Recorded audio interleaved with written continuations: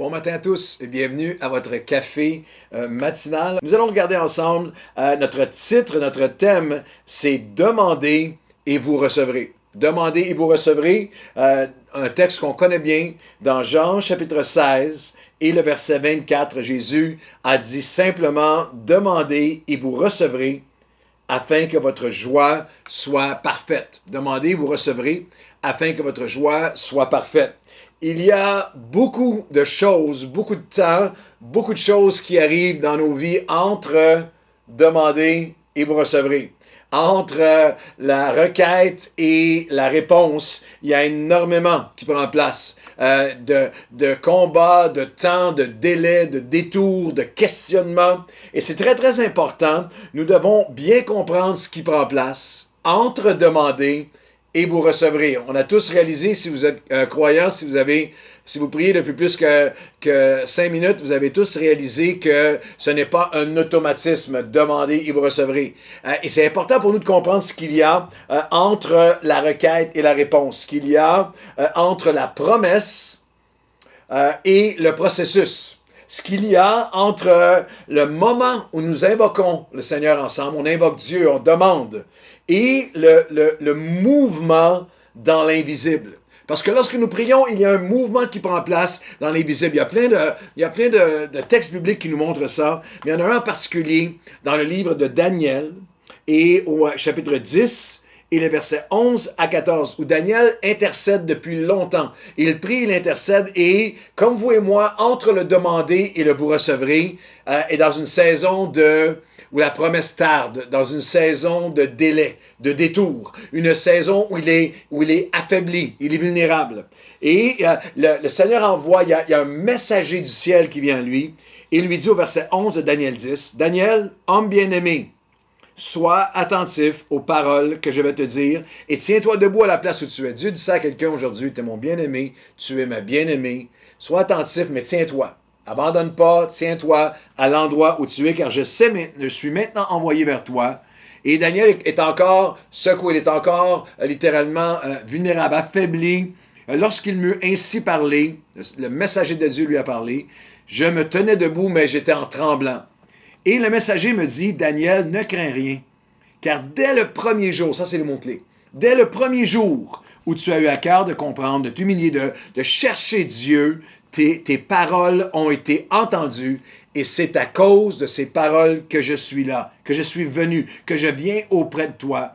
Mais voici, le verset 13, le chef du royaume de Perse m'a résisté depuis 21 jours. Mais voici, Michaël, l'un des principaux chefs, est venu à mon secours. Je suis demeuré là, auprès du roi de Perse. Je viens maintenant pour te faire connaître ce qui doit arriver à ton peuple dans la suite des temps. » Alors, il y a un portrait, il y a comme une fenêtre qui s'ouvre pendant un instant, et nous avons un aperçu, juste un regard sur le combat dans l'invisible. Il faut qu'on apprenne à comprendre ce qui prend place entre le moment où nous invoquons et le mouvement dans l'invisible. Il dit littéralement, c'est un peu comme s'il nous donnait une fenêtre sur ce que Paul décrit dans Éphésiens 6. Il y a un combat spirituel dans les lieux invisibles. Il nomme même des forces ténébreuses et angéliques en combat dans les lieux célestes. On m'a résisté, mais l'important à saisir en ce moment, c'est que dès le premier jour où tu as à cœur de venir avec humilité devant moi et de prier, dès le premier jour, je t'ai entendu. Et ça, c'est tellement important pour nous de comprendre ce qui prend place entre le demander et vous recevrez. C'est important parce que sinon, nous avons un danger d'avoir une vision qui est distorsionnée de Dieu. D'avoir une vision carrément qui attaque notre foi. De devenir aveuglé, d'avoir une vision, d'avoir cette pensée, d'être envahi par ce combat de la prière ne change rien. Que je prie ou non, il n'y a rien que je vois, il n'y a rien qui se passe. Où j'ai été oublié. Une vision distorsionnée de Dieu. Où pardon, il ne me répond pas. Où Dieu n'est pas tout-puissant, Dieu est limité. Où Dieu n'est pas du tout comme j'ai été enseigné. C'est pas ça que je pensais qu'il était pour arriver. Demandez, et vous recevrez. Ou, et peut-être encore plus dangereux, tellement, sans doute encore plus dangereux, la pensée qui parfois vient juste furtivement, mais qui peut devenir un lien, qui peut devenir un étau sur la pensée de « Est-ce que Dieu existe vraiment? Est-ce que Dieu m'entend vraiment? Est-ce que Dieu répond vraiment? » C'est C'est assez saisissant que dans son humanité, Christ, au moment de la plus grande bénédiction qui précédait, la plus grande bénédiction de l'histoire. Lorsqu'il est dans le jardin de Gethsémani, Jésus s'apprête à donner sa vie, mort, crucifié, ressuscité. Ça va amener une bénédiction, le salut éternel à des millions de personnes pour des millénaires à venir. Et pourtant, dans ce moment-là, il a crié, et même à la croix, à ce moment-là, il y avait Père, s'il est possible d'éloigner cette coupe de moi. Et sur la croix, il a même prié, Père, pourquoi m'as-tu abandonné? Dans son moment, entre la demande et la réponse, au moment où la plus grande bénédiction de l'histoire prenait place, Jésus, dans son humanité, dans son incarnation humaine, a été tenté par la tentation qui nous tente nous aussi, de se sentir abandonné entre le demander et le recevoir. Vous aussi, pouvez être à l'aube de la plus grande bénédiction, mais si vous ne voyez pas en ce moment, pour avoir cette tentation. Cette tentation, on a besoin de comprendre ce qui prend place entre demander et vous recevrez. Et ce qu'on va faire, on va commencer aujourd'hui et continuer dans les prochains cafés matinaux. Ce que nous allons faire ensemble, c'est regarder un texte extraordinaire où l'apôtre Paul, on va regarder à une prière de Paul, et on va voir, lorsqu'il a demandé, puis on va voir son exaucement, on va voir sa réponse.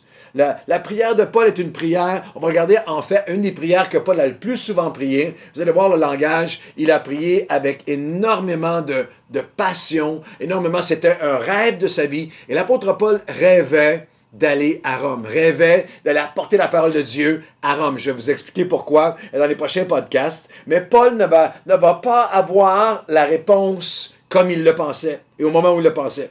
Très souvent, il peut nous sembler que Dieu n'a pas répondu à notre prière, mais alors que l'enjeu véritable est plutôt que nous n'avons pas aimé comment il nous a répondu et quand il nous a répondu. Et l'apôtre Paul, on va regarder ensemble la prière de Paul et demain, on va regarder à comment elle a été répondue entre le demander et le recevoir et ce qui prend place entre les deux.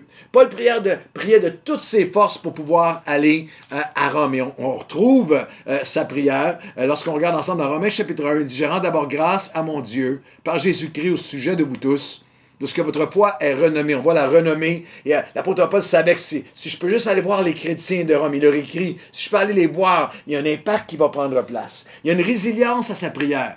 Je sers de Dieu dans mon esprit. Je ne cesse de faire mention de vous. Je demande continuellement. On est dans Romains 1, 8 et 9. Alors, il est résilient. Il a pris encore d'abord le bonheur d'aller près de vous. Et là, il y a la raison. Ses motifs sont purs. Je veux aller vous communiquer quelques dons spirituels pour que vous soyez affermis. Mais il y a un retard il y a le retard et la réalisation. Il dit, je ne veux pas vous laisser ignorer, frère, que j'ai souvent formé le projet d'aller vous voir afin de recueillir quelques fruits parmi vous, parmi les nations, mais j'en ai été empêché. Et aujourd'hui, je vais m'adresser à toi, m'adresser à vous, qui êtes entre demander et recevrez.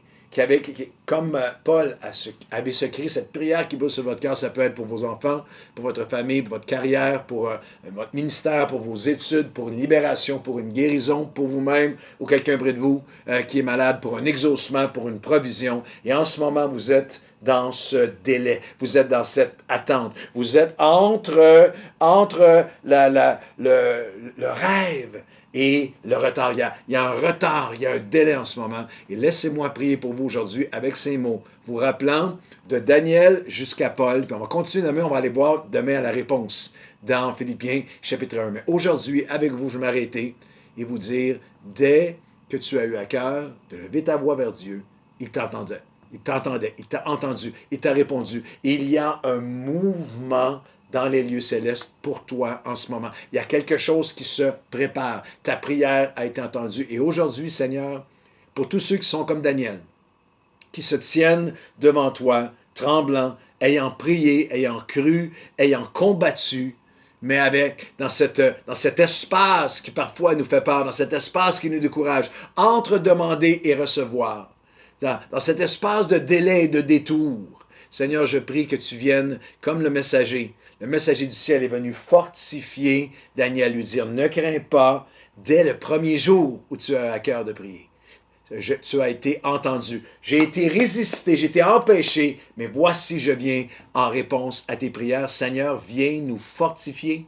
Seigneur, viens nous affermir et Seigneur, viens faire taire toute voix mensongère qui essaie de nous amener au doute, nous amener au découragement. Aujourd'hui, nous nous tenons devant toi et nous disons, Seigneur, fortifie-nous. Nous allons demander et croire que entre notre requête et la réponse, tu es en train de faire une œuvre. Il y a un mouvement surnaturel dans les lieux célestes en réponse à nos prières. Dans le nom de Jésus. Amen et Amen. Demandez et vous recevrez. Passez une bonne journée, puis on continue ensemble demain.